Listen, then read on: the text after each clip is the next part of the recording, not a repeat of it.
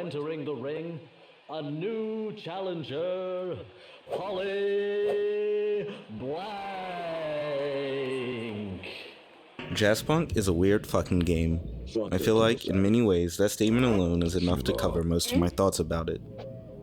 Originally released in 2014 for PC, Jazzpunk was immediately viewed as an odd and quirky game, and for good reason.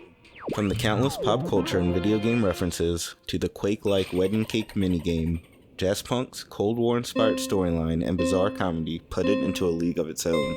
So, how does this director's cut encapsulate and expand on that weirdness? Awesome! Alright, now just open the door. Polly Blank, let me in! What the hell, Polly Blank? Jazzpunk puts you in the shoes of Polly Blank, an agent of espionage located in the fictional Japanoland, a territory set in a retro-futuristic alternate reality in which the Empire of Japan conquered North America. Set in the late 1950s, Jazzpunk focuses on the interactions with its strange world and NPCs to give the player a broader context of its world. Part Cold War spy drama and cyberpunk adventure, Jazzpunk sets itself up for success with a tremendous amount of ridiculous comedy. These charges will appear on your credit card statement. To contact the criminal directly. From Teenage Mutant Ninja Turtles references to picking a nose Bethesda style, everything in this game is a joke.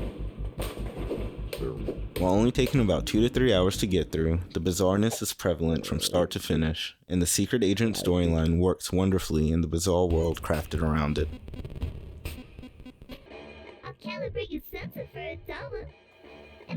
As a first-person adventure game, Jazzpunk puts much of its focus on exploration, but instead of the common puzzle elements found in other adventure games, Jazzpunk relies on comedy in its place.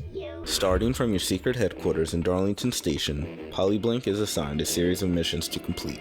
These missions will take him to a few different locales where he is free to explore the world and interact with its NPCs. After taking his medicine to start his missions, Polly Blank is free to explore and accomplish the assignment. This is my Mima's secret pigeon pot pie recipe. Interacting with Jazzpunk's incredibly weird NPCs is an absolute treat, as they are beyond bizarre and each have their own gimmick.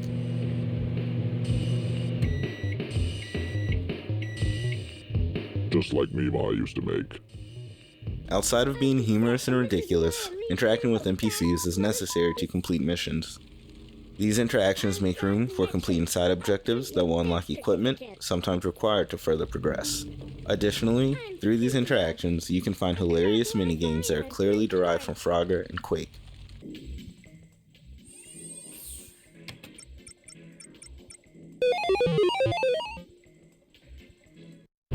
Welcome to Wedding Cake. Speaking of Wedding Cake, a standalone version is included as part of the Director's Cut. Even though the Director's Cut moniker added exclusive features for a time, a new version of Jazzpunk will feature the new content, with the most impressive being the expanded Japan level. I'm not that kind of girl. Much like I started this review, I want to reiterate that Jazzpunk is a weird fucking game. From the beginning to the end, I was scratching my head trying to get a grip on this insanity, and it was all time well spent. Behind you. Over here, Polly Blank. No, over here. No, a little more. A bit more.